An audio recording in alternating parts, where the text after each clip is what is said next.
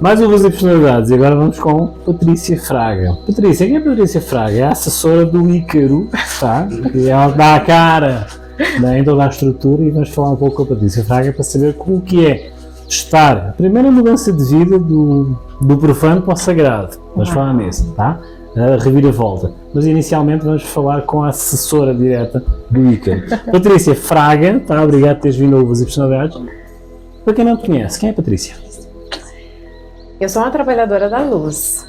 E ter esse tipo de consciência foi o que você acabou de falar, de sair do profano para o espiritual, e entender o nosso lugar e o servir que nós fazemos lá no Instituto. Não só lá, mas no meu trabalho como biomédica também, e em tudo aquilo que eu faço. Há uma questão interessante no caso do feminino empresarial, é a questão académica. Sais da biomedicina e vais para o esotérico. Há coincidências, porque assim tens experiências, podemos dizer físicas, tá? Atemporais, que é um currículo teu, mas há também a questão de compartilhares essa mensagem com aqueles que têm curiosidade. Que cifra ou que tipo de dialeto, digamos assim, é que tu compartilhas para abrires a mente dessas pessoas para que haja essa credibilidade para aquilo que vocês fazem? Você diz para os meus pacientes, para as pessoas? Pacientes, eu não vou dizer seguidores, não vamos falar de rebanho, mas aquelas pessoas que vos procuram. Tu tens uma estrutura académica, tens uma estrutura do profano, mas tu tens de passar uma mensagem num dialeto específico para que as pessoas entendam essa abertura vossa. É uma missão. Como é que é essa cifra? Como é que é essa equação? Na verdade, desses anos que a gente está trabalhando juntos no Instituto, tem sido uma descoberta de como unir. Eu sempre soube que o nosso trabalho se uniria. Eu trabalho no físico, né? E o Ícaro no espiritual, mas tem a minha participação no Instituto também. Mas entender que aquilo que se manifesta no corpo físico são sintomas. E existe uma causa anterior. Então, quando a pessoa chega, né, como paciente, numa consulta, falando que ela tem muita azia, por exemplo, dor no estômago, obviamente ela está com dificuldade de digerir as coisas da vida. Então, conforme a pessoa me dá abertura, eu também chego para mostrar para ela, um dos meus trabalhos como biomédica é tirar a pessoa do remédio de uso contínuo. A gente precisa da medicação como uma intervenção, mas não tomar algo para sempre. Eu tenho muitos pacientes que estão em tratamento de depressão há 10 e 15 anos. Eu digo assim, então não está dando certo, você está vendo que não está funcionando, porque você só aumenta a dose da medicação. A gente precisa olhar um ponto antes. E essa foi e tem sido a descoberta e a manifestação do meu trabalho junto com o do Ícaro, de mostrar para a pessoa assim, a gente pode até tomar uma medicação, a gente vai equilibrar as vitaminas, vai limpar o seu corpo, só que se você não resolver a causa anterior, vai voltar, a gente vai tratar e vai voltar. E aí é quando a medicina se encaixa, de ela ter essa oportunidade de olhar o que aconteceu na vida dela de um ponto de vista diferente, que é isso que a Ayahuasca faz. Então, essa fala, ela tem sido, assim, a gente vai construindo e o nosso trabalho juntos vai ficando cada vez mais claro. Vocês estão a criar uma gramática nova? Tem que ser criar uma gramática nova, porque assim, passares todo esse esclarecimento àqueles de pessoas limitadas, podemos dizer que sejam limitadas, que não viram de alguma forma, ou estão de tal forma saturadas do mundo cá fora que não vê uma saída. E vocês, quando mostram uma saída, têm que dizer uma palavra-chave. O marketing, eu não digo marketing de personalidade, mas é assim, tem que haver de qualquer coisa que tu, como biomédica, sabes a palavra certa para que a pessoa se convença. Eu não estou a dizer que na questão de convencer de marketing, mas convencer de cura. Sim, o que é difícil, eu acho, para as pessoas entenderem que elas são responsáveis por isso. Por que as pessoas tomam tantos medicamentos? Porque é um comprimido. É muito fácil. Exatamente. Sim, o comprimido não está funcionando, eu vou no médico e tenho outro. No momento que ela consagra a medicina, ela vai olhar que quem é responsável por aquilo, por aquele sentir, e manter aquele sentir, é ela. Então a conversa no consultório começa mostrando que existe um ponto antes, é uma conversa suave, existe um ponto antes, que ela ser responsável por nutrir aqueles pensamentos, nutrir aqueles sentimentos. Eu acredito que essa é uma grande responsabilidade, porque assim, voltamos um pouco à questão do profano. É um mundo masculino, tá? Aqui vê-se uma tendência ao machismo que é impressionante, mas é assim, vocês tens uns sapatos grandes para calçar, ou seja, não é confrontar, a questão é assim, é encarar essas descrenças, digamos assim, com um sorriso, mas com conhecimento de causa. Como é que é lidar com esse turbilhão? Eu acho que tem uma palavra que define isso e eu acho que resolve essa equação, que é o acolher. Então, a minha parte feminina no Instituto é que o Ícaro tem muito isso, de cuidar das pessoas, mas a parte feminina do acolher. Hoje a gente estava falando, inclusive, assim, que muitos eventos que a gente vai ou vê as pessoas fazendo, não tem comida no final.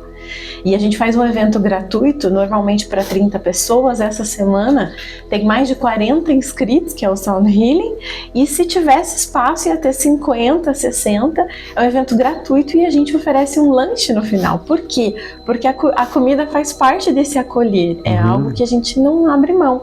Então, quando a gente tem essas pessoas descrentes, ou até quando elas vêm para uma consulta e não espera que nós vamos falar de um ponto antes, ou ela vem para a medicina, lá a ayahuasca, e aí eu vou falar para ela sobre o corpo físico dela, que ela precisa cuidar e fortalecer, porque não adianta a gente, eu vou evoluir espiritualmente, mas meu corpo físico está detonado, ele nem aguenta essa energia espiritual. Mas eu acho que esse acolhimento que vem por todos os lados faz com que ela se sinta bem em casa, acolhida, e eu acho que é a primeira porta que se abre, porque ela sente que tem alguém que realmente quer ajudá-la. É uma leitura que eu estive lá, por exemplo, no domo, no espaço deles, tá? E acho que é a simbiose dos dois, tá? É assim, a pessoa vai descrente, vai para uma coisa nova, tá? Vai lá uma segunda vez, e uma das situações que eu assisti foi que a senhora vinha com dores no joelho, não é? E como vocês dizem, geralmente é um reflexo de algo dela, não é? Ou seja, mas é físico, tá, mas há qualquer coisa ali que não bate certo. E a senhora comentou que desapareceu a dor, tá? É assim, é algo que ela ligou nela própria através de todo o sistema que o Ícaro tem criado ali. É um sistema, não pode deixar de ser um sistema, tá? De cura, de luz, de indicação, digamos assim, é que a pessoa com um sorriso passou esse testemunho. Uma das coisas que tem resultado ali, que eu reparei, é a questão do boca em boca. Tá, a questão, não é assim, é que há uma privacidade, há um respeito, há uma elucidação, há uma explicação, mas funciona muito de boca em boca e tem resultado. Tá? Como tinha comentado anteriormente com o Ícaro, a questão das asas não queimaram, mas é assim, o facto da Patrícia estar ligado com toda a questão do mundo profano, podemos chamar assim, do marketing, podemos assim, há a questão de terrena, de biomedicina, de ter um discurso técnico para que a pessoa se aproxime. Como é que tem sido essa experiência vamos falar de uma pessoa, aquele descrente que vai pôr à prova? Quando vocês o acolhem, como é que é o resultado? Já tem acontecido, possivelmente. Às vezes quando surge a conversa, porque sempre, às vezes vai para qualquer lugar, o assunto acaba em ayahuasca, né? Se o Ícaro tá junto, a pessoa já vê pela forma como ele se veste, eu tô sempre disfarçada. Ver como ele se veste, ou por causa dos colares e alguma coisa, e sempre termina um assunto. As pessoas têm muito interesse, muita curiosidade. Mas muitas vezes ela também tá fechada para aquilo, né? Eu não tenho... como você até comentou antes, a tua verdade é a tua experiência. Eu tenho aquilo que eu vivo e transformou na minha vida. E eu digo assim, muitas vezes, não só lá no Instituto, mas também na parte clínica, se a pessoa ela não aceita ajuda, é porque ela só não está no fundo do poço suficiente, porque uma hora ela vai levantar a mão. Não que eu desejo que ela vá pro fundo. Não, é que isso eu reparei. Mas é porque ela não... Vocês não querem que a pessoa desacredite. Eu não tenho que convencê-la, né? Mas o Sound Healing, ele foi uma porta que abriu para trazer as pessoas que na verdade essa descrença é medo do desconhecido. Porque como a gente pode crer em algo que a gente nunca viu nem sentiu? A gente crê em Deus, mas numa experiência e algo que as pessoas falam tantas coisas incorretas, o Sound Healing foi a cura para isso, eu posso dizer. Primeiro que é um evento que a gente não cobra nada, faz parte do nosso transbordo. Quanto mais a gente transborda, mais a gente recebe também. a gente faz com muito amor, a gente se energiza. Então, no meio da semana, 10, 11 horas da noite, a gente, assim, todo mundo vai embora, a gente fica lá dentro do domo, ainda fazendo um rapé, conversando. É diferente. Porque a gente tá energizado, porque a gente se doou com verdade, com o coração. Então, as pessoas sentem. Quebra aquela sensação do eu não conheço o lugar, o primeiro lugar é longe, né, eu nunca vi, não sei como é, então ela vai ter ela vai sentir a energia do lugar, tendo consciência disso ou não. Vai ver que nós somos pessoas normais, então vai ver que as outras pessoas lá, olha, não sou só eu que eu tô buscando aqui, tem um monte de pessoas com caras normais, né, não parece nada que seja assim os estigmas da good vibes ali, né? Todo mundo roots, não, tipo, são pessoas como eu que também estão buscando, que estão sentindo. A partilha que a gente faz no final, né, para todo mundo falar o que sentiu, mostra quantas dores todo mundo tem. Então, assim, como é que a gente faz? A gente dá a oportunidade dela descobrir isso. Diz-me uma coisa, a tua experiência pessoal nessa transição, podemos pensar no exemplo de Dom Quixote? Foste lutar contra os teus moinhos? Olha, eu não conheço muito Dom Quixote, não. Sim, mas a percepção, há a questão do... O Dom Quixote encarava os moinhos como os monstros, de tal forma, iriam quebrar todo o que era a noção de princípios, de individualidade, de respeito. Os monstros eram os moinhos. Dom Quixote combatia os moinhos. Tu, nessa transição do profano para o sagrado, como podes dizer que consideraste durante esse processo no Dom Quixote? É porque são moinhos que a gente mesmo constrói, né? Não, sim, então sim, você precisa sim. quebrar aquilo que você mesmo desconstruir, e o que o Ícaro falou sobre o apego. A gente é até apegado às coisas ruins que a gente mesmo faz. Então, ao longo desses anos, tem sido, uma desconstrução absurda dos meus medos, de quem eu achava que eu era. Tanto positivamente, só eleva aquilo que eu achava que eu era e que eu sei que eu sou. Mas negativamente, eu vi que eu tinha conceitos sobre mim mesma completamente errados e destrutivos. E que eu nutria e que muitas vezes a gente ainda nutre e precisa desconstruir. Então o Ícaro foi um Sancho Panza. O Sancho Panza, ou seja, puxou a realidade. Não é assim, não. Na verdade, assim, eu tenho muito a parte comercial. Eu falo assim, eu sou marqueteira, eu sou vendedora, com orgulho, eu gosto de ser. Porque eu acredito que quem vende abençoa. Então, essa parte profana do negócio do Instituto... Tem que haver, mas para ele é um mega desafio, assim, né? Porque aí eu vou indo conforme ele dá conta. Mas eu construí a minha vida na área comercial. Então, assim, eu sou biomédica, mas eu sou marqueteira, sou vendedora, sou professora e eu uso a biomedicina como uma ferramenta para ajudar as pessoas a evoluírem, assim como tem no Instituto. Então, eu nem sei mais porque a gente tava falando isso. Eu vou te explicar porque puxei. Não, sim, me lembrei. Aí o Ícaro tem essa evolução espiritual que eu ainda não tinha descoberto, que é o meu desafio, porque eu sempre tive muito medo das sombras. Então, lá está. Sancho Panza e o Dom Quixote. É isso. Eu levo ele para um lado e ele me leva para outro também. Lá está. Então, o Dom Quixote e Sancho Panza. Porquê que eu puxei assim? Porque eu considero... A tua personalidade é uma Ariane. Uma Ariane é uma uva que é uva nativa de La Mancha. E eu achei engraçado porque, assim, a uva Ariane é uma uva branca, tá? Dá um vinho assim, tipo um Sauvignon Blanc, mas é mais aromático, tá? Bebe-se fresco. Mas só a questão de encaixar a casualidade da questão dos moinhos, de seres Dom Quixote, entendes? Combateres o mundo profano com a parte sagrada e combateres os moinhos de vento, encaixei o Dom Quixote com a Ariane, que é uma uva de La Mancha. Então, assim, basicamente, acho que és uma uva branca, aromática com a acidez QB, para confrontar esse mundo profano. Então, assim, já te encaixei com a Ariane, portanto, Dom Quixote, mas assim, vem aqui a troca do masculino para o feminino, foi interessante. Agora vamos abrir a garrafa da Ariane, pode ser? Claro. Ok, o que é que os teus olhos dizem? Os meus olhos? Sim, tu acolhes muita gente desacreditada da vida. Sim. Ou seja, há um primeiro contato. A ti vi-te, assim que chegamos ao espaço, tu precisas assim tipo um druida. Estava aquele caminho todo escuro e vi uma luzinha lá ao fundo e vi um druida com aqueles vestes, tipo, está aqui uma porta, sabes? Tipo, estava ao longo do já foi graça, olha o druida lá em cima, só faltava o cajado, então assim, o primeiro contacto que as pessoas têm contigo, o que é que eles vão ler nos teus olhos? Amor. Com certeza. E qual é o contato com o mundo profano depois dessas experiências todas? Na verdade, ele é mais leve. Mas dá para sorrir perante tanta hipocrisia? Sim, com certeza, porque não tem julgamento. Se eu entendo a fase que cada pessoa está passando. Tá, não sou perfeita, não é? Não, mas entendo. Sim, ok, não estou falando que eu sou perfeita, mas quando a pessoa senta para conversar comigo sobre o que ela está sentindo, o que no corpo dela que seja doenças, mas ela tá abrindo uma parte muito dolorida dela. Tanto que quando eu atendo casais, eu não atendo eles juntos. É um de cada vez.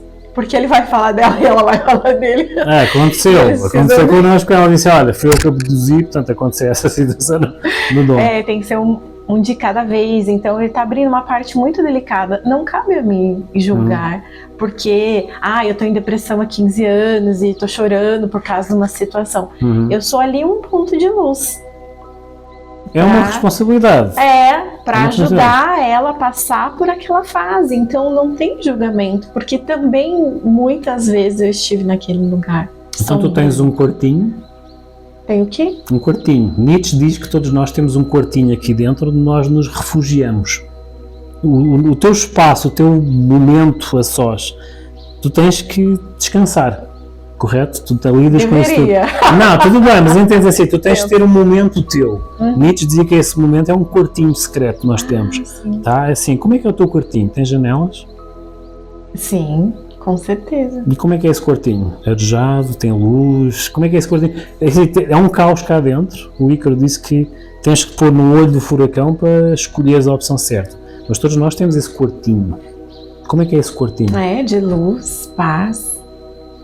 Às vezes é difícil entrar nele, na verdade. Eu vejo que existe até resistência. A gente está tanto no caos que na hora que tem a oportunidade de aproveitar esse espaço, não consegue ficar. Porque ele é tão calmo, com tanta luz, com tanta paz, que parece estar ali. Já que a gente está acostumado o tempo todo a estar numa velocidade absurda. E uma palavra que eu tento tirar do meu vocabulário é a correria, porque a gente se acostumou a dizer que tá corrido e que a gente tá em correria e assim não tá certo, a gente tá ficando muito doente por conta disso. Mas quando a gente pode estar nesse local, como se chama? Quartinho secreto. O nosso quartinho, o quartinho, o quarto. Quartinho. Perdão. Tem que falar carioca, senão eles não entendem. Sim, perdão. Se dá o direito de estar nesse local para descansar e só curtir. Patrícia, a secretária do Ícaro, tá? É assim que ela lida muitas vezes com aquelas pessoas, digamos assim, que de alguma forma vão procurar uma bolsa de oxigênio. Isso, perfeito, com certeza. A gente vê que as pessoas estão assim, numa panela de pressão prestes a explodir. Mas visitem o domo dele, porque é assim, mesmo que estejam já como é que a gente costuma dizer, assim, a saltar a tampa da panela de pressão, como nós dizemos em Portugal, está quase a saltar a tampa, visitem o espaço. Com certeza. Visitem o espaço como é que é? No Espaço da Mata? Instituto Encanto da Mata. Instituto Encanto da Mata. Assim, as redes sociais vão passar aqui. O contato dela vai passar, porque ela fala. Que sou eu que vou falar com você. Ela vai falar, assim, não dá, tem que ser ela.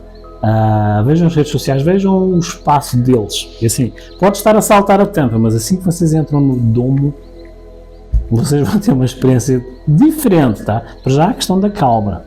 Não? Vai aliviar a pressão. A calma, assim que entram, vocês ficam assim, tipo. E depois há a questão de sonorização, que é muito interessante. Sim. Estás a 10 metros, praticamente, de uma pessoa, não é? E o som vem como se tivesse a pessoa a falar próximo de ti. A questão da sonorização é muito interessante, muito interessante. Assustámos, mas é interessante. Patrícia, obrigado por teres vindo. Eu que agradeço. Uvas e Personalidades. Uma Irene, falámos de Dom Quixote, e o Sancho Panza está logo atrás. Assim, houve uma inversão aqui Adorei. não digo genérico, mas foi uma temporalidade que foi aqui para falar da Irã, tá? Por isso, obrigado por teres vindo a ouvir os personagens, tá? Vamos fazer um pequeno intervalo e voltamos, já já.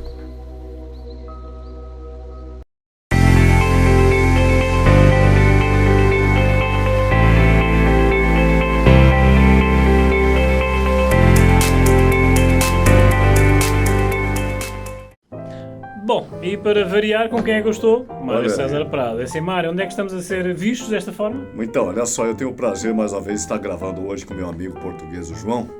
E ele que está hoje nos prestigiando aqui no nosso programa Bate-Papo.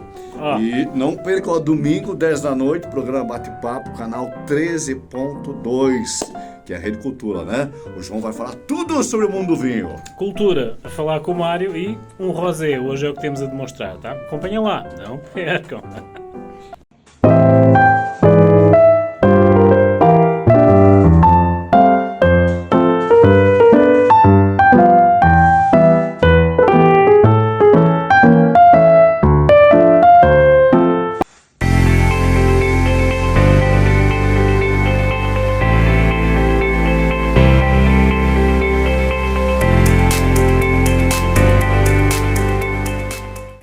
Queridos amigos, aqui é o Lucas de Amorim da Estação Online. Não perca, toda semana vai rolar cortes surpreendentes de bate-papo de empreendedorismo. Rolou agora com Moisés Anca e vem novo convidado aí, João Carlos Farrapa, com uvas e personalidades, falando um pouco sobre a tradição portuguesa e a comunicação no Brasil. Não perca, a Estação Online, segue lá. A questão de Brasil ser mais leve, mais comunicativo, acho que moldou muito a minha personalidade.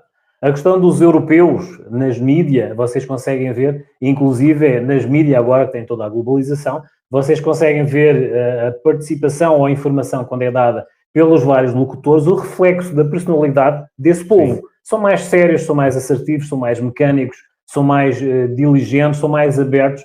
E eu vi isso no Brasil. Há uma abertura e uma leveza na passagem da informação. Tive que me comunicar de uma forma mais pausada, tá? Tive que utilizar os vossos termos, mas a questão de... fez com que eu quebrasse aquela monotonia visual, como vocês chamavam, e muitas vezes tu chamavas a atenção para eu ser não tão formal, fez com que, mesmo no mundo das uvas, era esse o meu objetivo, de descomplicar o mundo das uvas e também quebrar esse discurso técnico desse mundo da comunicação, no caso da gastronomia das uvas.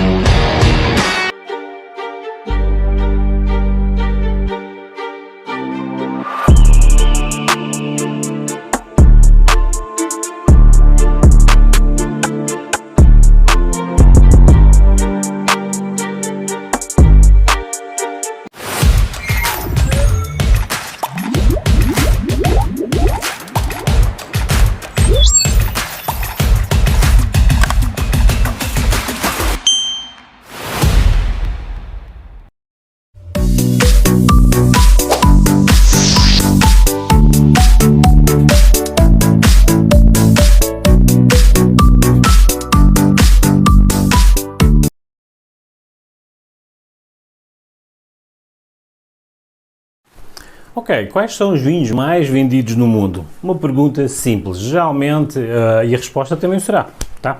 Geralmente uma das questões que o marketing faz a nível mundial é exatamente ter a comparação e a referência de alguém famoso ou da referência de uma premiação de uma determinada vinícola. Então nós estamos a falar exatamente com a relação direta do marketing. A estrutura de marketing nas vinícolas e na estrutura do comércio do próprio vinho faz muitas vezes a referência a alguém famoso ou em relação a uma premiação de um determinado vinho feito em sequência em vários países. Há a questão das avaliações às cegas, o que de alguma forma tem todo aquele mistério e aquela parte técnica de demonstração e de avaliação que muitas vezes não é coincidência, mas sim a questão de referência e qualidade do produto perante a degustação de técnicos, de enólogos e muitas vezes de sommelier que fazem essas avaliações às cegas, ou seja, sem verem exatamente o rótulo, seguindo somente as mestrias de determinadas referências que eles dão exatamente para quais os vinhos a avaliar em determinado ano ou de determinado ano ou região. Portanto, nessa sequência verão que essa informação será sempre atualizada perante qual o melhor vinho ou os vinhos mais vendidos no mundo perante essas referências.